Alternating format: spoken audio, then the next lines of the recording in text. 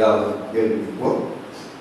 எழுதி சங்கீதம் 131 சங்கீதம் புஸ்தகம் 131 1-3-1.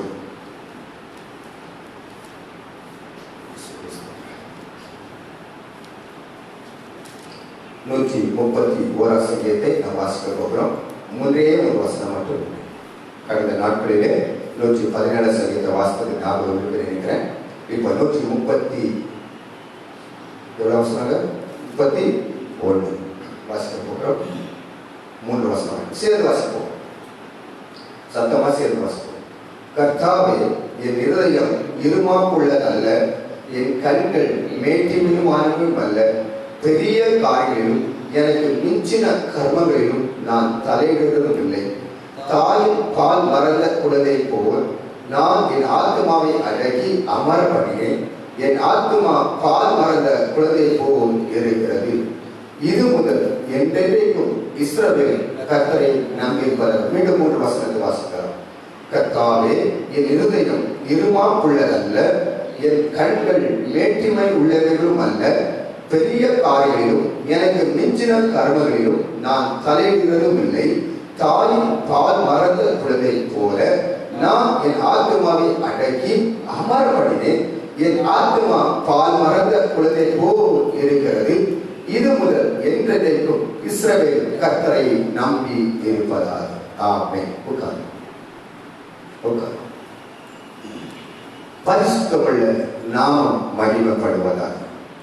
நமக்கு இந்த சபையாகிய விசுவாசிகள், நமக்கு சபை மக்களுக்கு, நமக்கு மாதந்தோறும் இரவு ஜெபம் நடைபெற்று அதனால் ஒரு வாக்குத்தத்த வசனத்தை நாம் வாசிப்பது, தியானிப்பது நமக்கு ஒவ்வொரு வருடங்களிலும் நாட்களிலும் அதை நிறைவேற்றிக் கொண்டு வருகிறோம். இந்த மாதத்திலும் அப்படிதான் கர்த்தர் வாக்குத்தத்த வசனத்தை நமக்கு கொடுத்திருக்கிறார். ஆனால் இரவு ஜெபம் நமக்கு நடைபெற முடியவில்லை, லாக்டவுன் நிமித்தமாக. ஆனால் அந்த வாக்குத்தத்த வசனத்தை நமக்கு ஞாபகம் இருக்கு நினைக்கிறேன். எடுத்தவங்க வாசிக்கலாம். இந்த மாதத்துக்குரிய வாக்குத்தத்த வசனத்தை எடுத்தவங்க ஒரு முதலால் வாசிக்க கேட்கலாம். நீதியின் மேல் பசிதாகம் உள்ளவர்கள் பாக்கியவான்கள், அவர்கள் திருப்தி அடைவார்கள். நீதியின் மேல் பசிதாகம் உள்ளவர்கள் பாக்கியவான்கள், அவர்கள் திருப்தி அடைவார்கள். அப்ப திருப்திக்காக தான் மனிதன் ஓடிக்கொண்டிருக்கிறார். இந்த மாதத்துக்குரிய வாக்குத்தத்த வசனம் ஒருவேளை எனக்கு தேவ பிள்ளைகளாக நாம் ஒருமித்து ஆராய்க்கக்கூடி வந்திருப்போம் என்று சொன்னால், இந்த நாளிலே இந்த வாக்குத்தத்த வசனத்தின்படியாக தேவ வார்த்தையை நாம் தியானித்திருக்கலாம். அந்த காரியம் நமக்கு இல்லாதபடினாலே இந்த சங்கீதத்தின் புஸ்தகத்திலிருந்து நான் உங்களுக்கு சில வார்த்தைகளை சொல்லும்படி நான் விரும்புகிறேன். இந்த சங்கீதம் யார் எழுதினது என்று சொல்லி அங்கு எழுதப்பட்டுள்ளது, அல்லது யார் பாடினது என்பதை, எழுதினார்கள் என்பதை காட்டு பாடினார்கள் என்பதை, அந்த பாடப்பட்ட பாட்டை எழுத்தின் வடிவில் எழுதி வைத்ததை நாம் பார்க்கிறோம். ஒரு நபர் பாடுகிறார். இவர் யார்? தாவீது பாடின ஆரோகண சங்கீதம் என்று சொல்லி பார்க்கிறோம். தாவீது பாடுகிறார். நம்ம எல்லாம் பாட்டு பாட நல்ல காரியத்தை பாடுவோம். நம்மை உயர்த்தி, நம்மை மகிமைப்படுத்தி, அல்லது ஒருவரை உயர்த்தி ஒருவர் மகிமைப்படுத்தி, இப்படிதான் பாடல் அதிகமாக மாறும். அல்லது ஒரு பிரச்சனை நடந்து விட்டால், ஒரு குழப்பம் நடந்து விட்டால், அந்த பிரச்சனைக்கு ஏற்றபடி அல்லது குழப்பத்துக்கு ஏற்றபடி பாடுகிற பாடல் இருக்கு. நம்முடைய வேத புஸ்தகத்தை அநேக பாட்டை பாடியிருக்கிறாங்க தேவ பிள்ளை, தேவதாசர். அதே சமயத்தில் இந்த நாட்களில் கூட அநேக தன் அனுபவத்தின் ரீதியாக பாடியிருக்கிறார்கள். நிறைய பாடலை நீங்கள் கேட்டிருப்பீங்க. அனுபவ ரீதியிலே சிலர் பாடுகிறார்கள். ஒரு பாடல் ஆகிவிட்டே என்பதற்காக சிலர் பாடலை ஏற்றி பாடிக்கொண்டிருக்கிறார்கள். நான் பாடல் ஆகிவிட்டே, நான் பாட்டு பாடிட்டேன், இதுவே நான் என்ன செய்யணும், வருஷத்தோறும் மாசத்தோறும் பாடலை ஏற்ற வேண்டும், பாட வேண்டும் என்கிற அந்த நோக்கத்தோடு பாடுறோம். எல்லா பாடலும் சபைகளிலே பாடுவதற்கு கடினமானவைகளே. எல்லா பாடலும் சபையை பாடுவது கடினமானவைகளே. பாடல சில காரியங்கள், ஆவிக்குரிய சத்தியங்கள், ஆவிக்குரிய காரியங்கள் உண்டு. அது ஏதோ பாடலை போல பாடாத வசனத்தின்படி அந்த தேவனுக்கு அற்புதத்தின்படி. இப்போ ஒருவருக்கு தேவன் அற்புதம் செய்து போச்சுன்னா அந்த அற்புத பாடலை பாடுகிறார். உதாரணமாக சாது கொச்சின் உபதேசம் என்று சொல்லக்கூடிய ஒரு நபரை குறித்து அனைவரும் கேள்விப்பட்டிருப்பீங்க. தன் பிள்ளை மறித்து போன அந்த சூழ்நிலை சபையை கொண்டு வந்து வைத்து விட்டு அந்த நேரத்தில் அந்த பிள்ளையுடைய பாரம் தாங்க முடியும் பாடின பாடல் தான் அவர் என்னை அடிச்சாலும் என்னை அவர் சிநேகிக்கிறார் என்று சொல்லி பாடி முடிக்கிறார். இந்த துக்கமான சூழ்நிலை எனக்கு தேவன் கொடுத்தாலும் அதை சந்தோஷத்தோடு நான் ஏற்றுக்கொள்வேன் என்று சொல்லி பாடுகிறார். இன்னைக்கு நாம் அதை ஏற்றுக்கொள்கிற அனுபவம் நமக்கு இல்லை. அந்த பாடலை நாம் பாடுவோம், அந்த சூழ்நிலைகளிலே எதிராமாகும். அந்த பாடலை பாடுவோம், அந்த சூழ்நிலை வந்தால் அதுக்கு எதிராக மறு வார்த்தையாக மாறிவிடுகிறோம். அப்படிப்பட்ட ஒரு காரியம் உங்களுக்கும் எனக்கும் இல்லாத இருக்க தேவன் வந்து கிருபை பாராட்டுவாரார். இந்த தாவீது பாடின சங்கீதம் என்று சொல்லி இங்க பார்க்கிறோம். அவர் பாடின சங்கீதத்தில் அநேக காரியங்கள் குறித்து தன் உள்ளத்தின் காரியத்தை குறித்து சொல்லுகிறார். வாசிக்க கேட்கலாம். முதல் வசனத்தை வாசிக்க கேட்கலாம். யாராவது கர்த்தாவே என் இருதயம் இருமாப்புள்ளதல்ல, என் கண்கள் மேட்டிமை உள்ளவைகளும் அல்ல, பெரிய காரியங்களிலும் எனக்கு மிஞ்சின கர்மங்களிலும் நான் தலையிடுகிறதும் இல்லை. என்ன பாட்டு பாடுறாரு? எப்படி ஒரு பாட்டு பாடுறாரு? எப்படி பாடுறாரு? கர்த்தாவே என் இருதயம் இருமாப்புள்ளதல்ல, இருமாப்போடு நான் தேவனை துதிக்கவில்லை, இருமாப்போடு நான் பாடவில்லை, இருமாப்போடு உட்காரவில்லை, இருமாப்போடு தேவனுடைய நாமத்தை உயர்த்தவில்லை என்பதாக அவர் பாடுவதை பார்க்கும். என்னது எப்படிப்பட்டது? இருமாப்புள்ளதல்ல. மாப்பு சுத்திகரிக்கிறது இல்லையா? இருமாப்பு ரெண்டு காலம். அப்படி இருப்ப இப்படி இருப்பதல்ல. அவர் பாடலே இருமாப்போடு நான் பாடுவதில்லை. இருமாப்போடு வார்த்தைகள் இருக்கு, அதுக்கு இப்போ போக முடியாது. இரண்டாவது வார்த்தை சொல்லுகிறார். என்ன சொல்லுகிறார்? என் கண்கள் மேட்டிமை உள்ளவைகளும் அல்ல,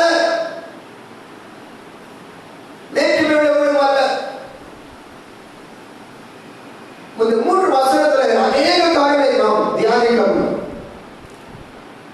வேதத்தை அப்படியே ஒரு ரவுண்ட் வரலாம், ஒரு டூர் போயிட்டு வர மாதிரி வரலாம். இந்த 131 சங்கீதத்தை நான் உங்களுக்கு ஒரு வசனத்தின் என்ற வார்த்தையிலே ஆகாரம் என்ற வார்த்தையிலே அப்பம் என்ற சூழ்நிலையிலே, வசனமாகி அப்பம் என்ற சூழ்நிலையிலே உங்களுக்கு இன்றைக்கு சொல்லும்படியா விரும்புகிறேன்.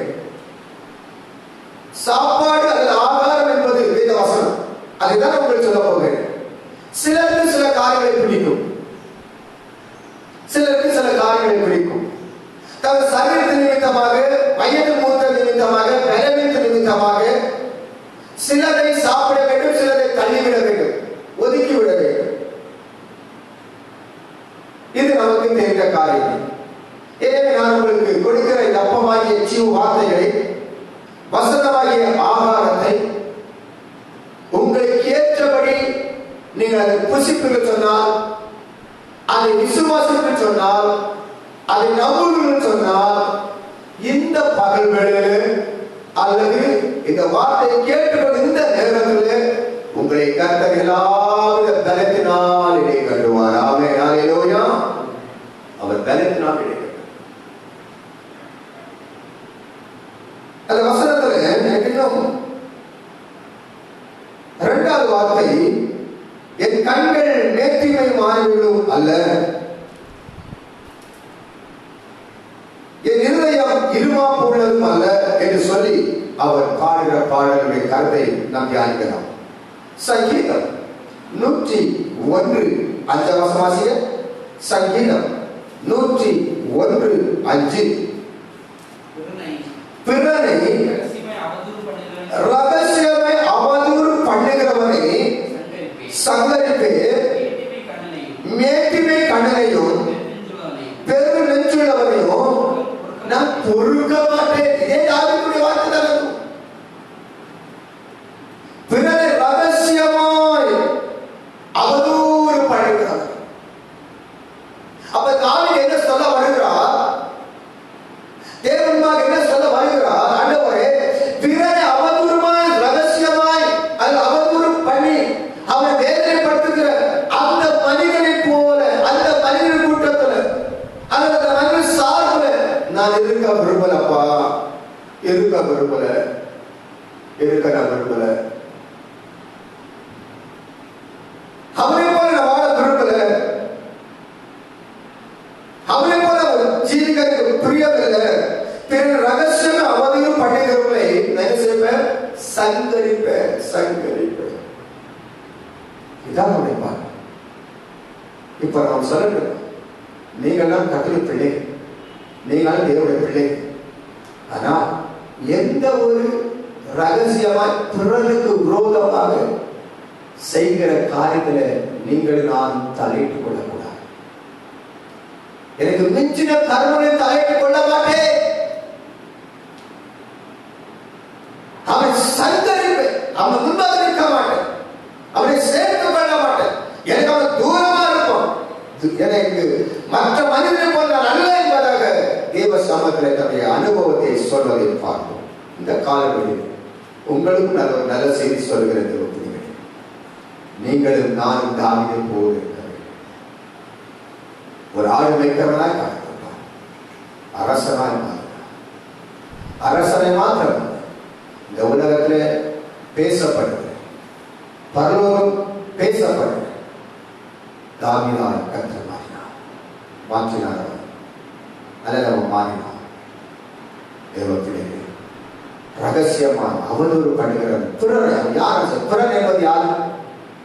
பிறர் என்பது யார்?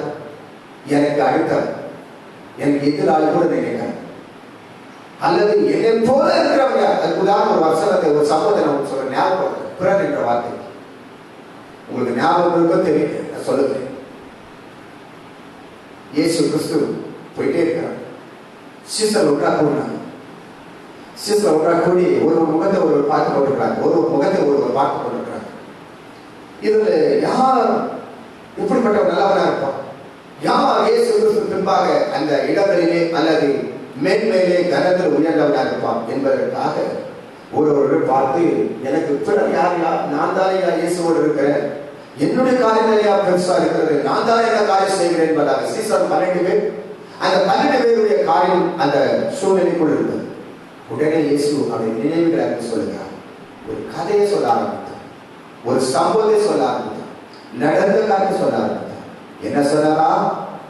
எரிகோவிற்கு எருசலேமுக்கு எரிகோவுக்கு ஒரு மனிதன் யாத்திரையாக போயிருக்கிறார், ஒரு வியாபாரி போயிருக்கிறார்.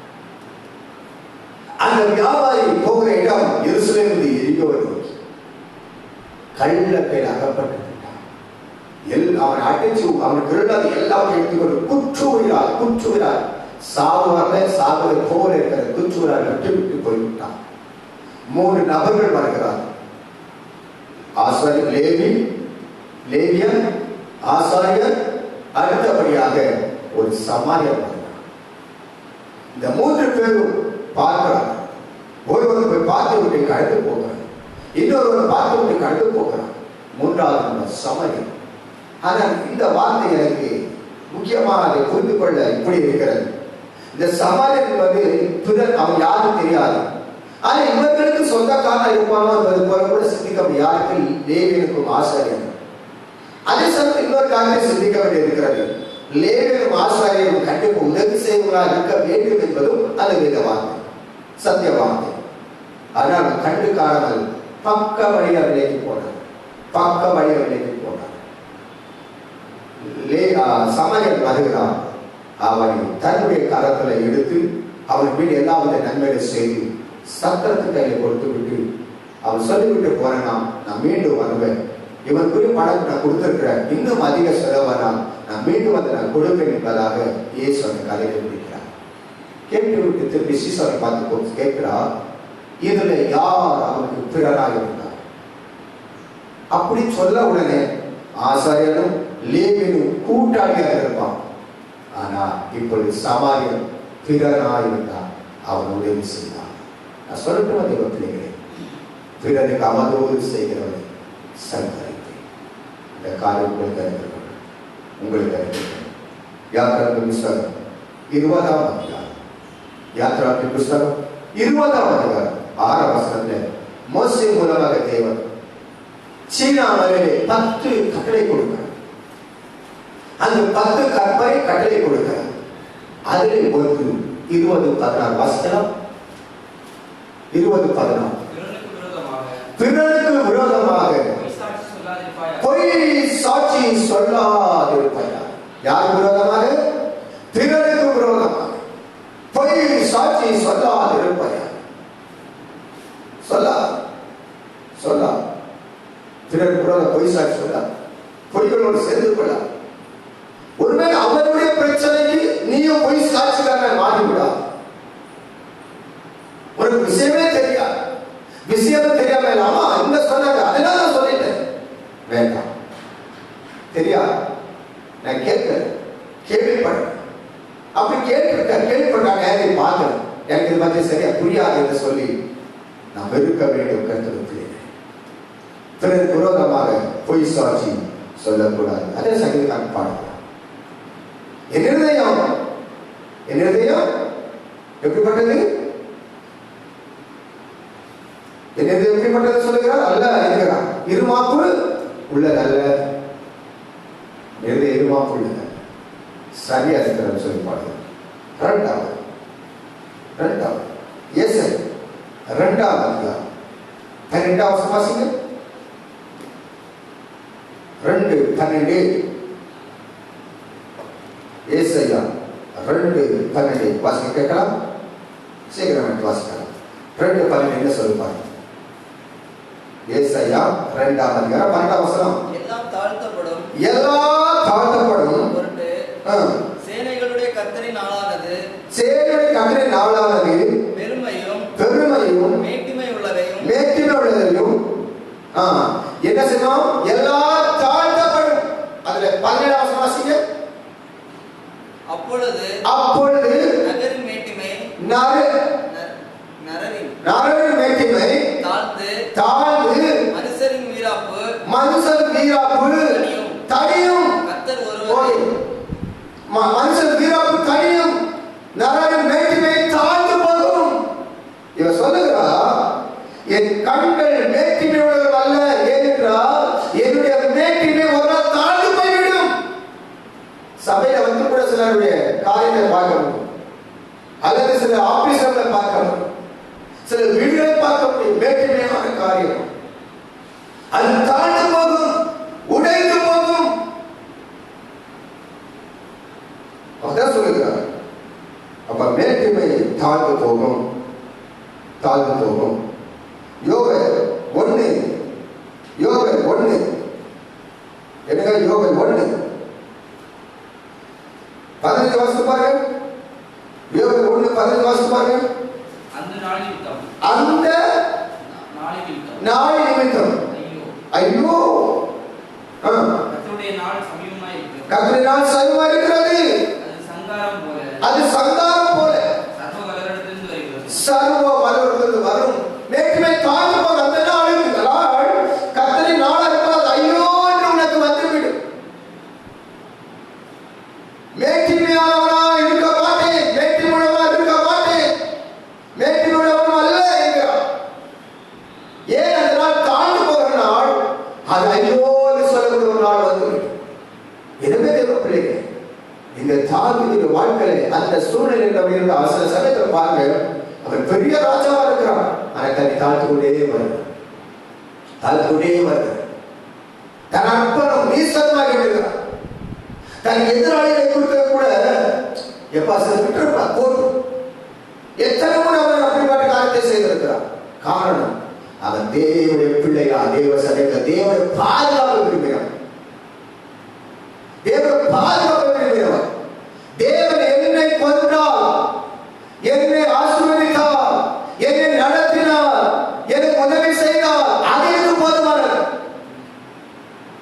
என்றுதான் தாவீதுடைய வாழ்க்கையிலே அவன் யோசித்துக் கொள்வார். அதனால்தான் ராஜாக்களிலே தாவீது ராஜாவை குறித்து சொல்லப்படுகிறது, அவன் பூரண வயது முதிர் வயது உள்ளவனாக இருந்து தன் ஜனத்தோடு சேர்க்கப்பட்டான். அந்த மாதிரி ஒரு அனுபவத்தை பெற்றுக் கொண்டான். பூரண வயது உள்ள ராஜாவாய் பாக்கி ராஜாக்களை பார்க்க முடியாது. நம்முடைய வாழ்க்கை பிள்ளைகள் கர்த்தருடைய நாமம் கொள்ளுங்கள். மூன்றாவது காரியத்தை பார்க்கலாம். ரோமர்கள் புத்தகம் 10ஆம் அதிகாரம்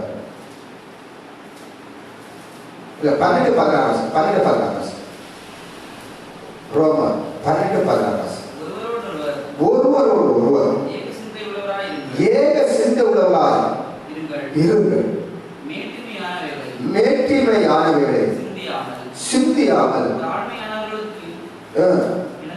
தாழ்மையானவர்கள் இணங்குங்கள், உங்களையே நீங்கள் புத்திமான்கள் என்று எண்ணிக்கொள்ளாது. புத்திமான்கள் என்று எண்ணிக்கொள்ளாது. நிறைய பேர் இப்படிதான் நினைச்சு தனே தான் புத்திமானவர், எல்லாத்தையும் அறிந்திருக்கிற, படித்திருக்கிற, எல்லாத்திலையும் இல்லை. நேற்றினுடைய பிரயாணத்தில் ஒரு நபரோடு பேசிக்கொண்டு வருகிறேன். ஆண்டவர் வார்த்தை சொல்லிக் கொண்டு வருகிறேன். நான் அவரை கேட்டேன், ஐயா எப்படி நல்லா இருக்கு? அவர் சொல்ல அவர் படிப்பை சொல்லி வந்தார். படிச்சிருக்க இவ்வளவு பெரிய ஆளுக்கு ரிட்டையர்ட் ஆகிட்டு அப்படி சொல்ல அவர் படிப்பு காரியங்களை சொல்லிக் கொண்டு அவர் பெரிய அதிகாரி ரிட்டையர்ட் ஆகி கொண்டிருக்கிறார். அதையும் பேசிக்கொண்டு வந்தார். அப்ப நானும் சில சமயத்தில் சில வார்த்தைகளை, வசனங்களை, சில உலக காரியங்களை பேசிக்கொண்டு வந்தபோது நான் திருப்தி கேட்டேன், நான் எவ்வளவு படிச்சிருக்கேன் நினைக்கிறீங்க அப்படின்னு சொன்னேன். சார் நீங்க நல்லா டிகிரியில முடிச்சிருக்கீங்க சார் அப்படின்னு சொன்னேன். நான் சொன்னேன், இல்லை சார் 6வது புத்தகம் அவ்வளவுதான் படிச்சிருக்கேன். படிக்க வேண்டிய விருப்பம் இல்லை, இதை படிக்க முடியல, வாஞ்சிருந்தது முடியல, சூழ்நிலைகள் என் வாழ்க்கையில் போய்விட்டது என்று சொன்ன அவர் சொன்னார், சார் இதெல்லாம் உங்கள் தெய்வம் சார், உங்கள் கடவுள் சார், நீங்க நம்பிக்கை சார், இந்த அளவு நீங்கள் புத்திமான்கள் நார்மலாக இருக்கிறீங்கன்னு சொல்லி அவர் சொன்னார். நான் எது சொல்றேன்னா, நம்மை நாமே புத்திமான்கள் எண்ணிக்கொள்ளாது. நம்மை விட மேலானவர்கள் சிலர், நம்மை விட மகிமையான சிலர். அந்த வாசனை வீடு வாசகர் இன்னொரு வாசம் அந்த வார்த்தை இன்னொரு வார்த்தை கொடுக்கிறது. ஒரு ஏக சிந்தை உணவுகளாய் இருங்கள். ஒருவர் ஏக சிந்தை. நம்மை போன்றவர் நமக்கு எப்படி பசி இருக்கிறதோ, நமக்கு எப்படி வேதனை வருகிறதோ, நமக்கு எப்படி கஷ்டம் வருகிறதோ, நமக்கு எப்படி துன்பங்கள் வருகிறதோ, நமக்கு எப்படி பல சந்தோஷம் கிடைக்கிறதோ, இதே போல அவனும் இருக்கிறவர் என்பதை குறித்து நாம் புரிந்து கொள்ள வேண்டும். அவனுடைய சிந்தனையை நாம் அறிந்து கொள்ள வேண்டும். சங்கீதக்காரன் தாவீது அப்படிப்பட்ட சிந்தனை அறிந்தவன் என்றபடினாலே வசனம் சொல்லுகிறது. ஏசாயா 5ஆம் அதிகாரம் 21 வசனம். ஏசாயா தங்கள் பார்வைக்கும் ஞானிகளும் தங்கள் எண்ணத்திற்கு புத்திமான்களுமாய் இருக்கிறவர்கள் ஐயோ. எப்படி? தங்கள் பார்வைக்கு ஞானிகள், அப்புறம் தங்கள் எண்ணத்துக்கு புத்திமான்களுமா இருக்கிறவர்களுக்கு ஐயோ. எங்க வருவாங்க வசனம், எங்க கொண்டு முடிக்கிறார்கள். ஜாக்கிரதை. அதான் பவுல் சொல்லுவார், வேதத்துல பவுல் சொல்லுவார், படித்தவர் கமலியேல் பாதத்துல படிச்சவரையா இவர் எல்லாருக்கும் எல்லாரும் 12 சீசனும் நல்லா படிப்புல வந்தா. ஆனா அவர் சொல்றாங்க, நான் குப்பை, ஒன்றுமில்லாதவன். தாழ்த்தின அவருக்கு தெரியும் பவுல் தாழ்த்தினவன் கர்த்தர் உயர்த்த போகிறார். அல்லேலூயா. அதேதான் 2 சாமுவேல் புத்தகம் 22ஆம் அதிகாரத்துல இன்னொரு வசனம் வாசிக்கிற. 2 சாமுவேல் 22ஆம் அதிகாரத்துல 28ஆம் வசனம் வாசிக்க. 28ஆம் வசனம் 2 சாமுவேல் 22-28 3ஆம் வசனம். என்னங்கம்மா? மேட்டிமையானவரை தாழ்த்த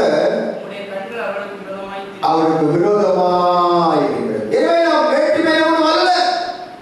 நாம் மேட்டிமையானால் கர்த்தருடைய கண்களுக்கு விரோதமா இருக்கும். எங்க போனாலும் விரோதம் தான், எந்த போனாலும் விரோதம் தான். நாம் மேட்டிமையானவர்கள்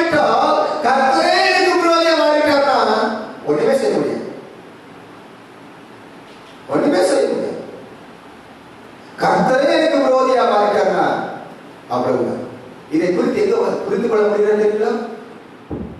சவுல். சவுல் ராஜாவா இருக்கும்போது அவன் தேவனுக்கு விரோதம் பாவம் செய்த போது சாமுவேலுக்கு சொல்லுகிறார், தேவனே உனக்கு விரோதமா மாறிட்டாரியா, தேவனுக்கு எதிராளி போல மாறிட்டார், தேவனை தள்ளிட்டார், உன்னை நேசிக்க விருப்பம் இல்லை என்பதாக சொல்வதை பார்ப்போம். தேவனே உன்னை நேசிக்க விரும்பல என்று சொல்வதாக பார்ப்போம். அப்படியானால் இந்த காலை வேளையில உங்களுக்கு சொல்லுகிறேன், நம்மை புத்திமான்களாய், நம்மை மேட்டிமனவர்களாய் மாற்றிக்கொள்ளாதிருப்போமாக. கர்த்தரை பிரியப்படுவதில்லை. இதுதான் 131 சங்கீதத்தில் வாசித்தோம். 2 வசனங்களை,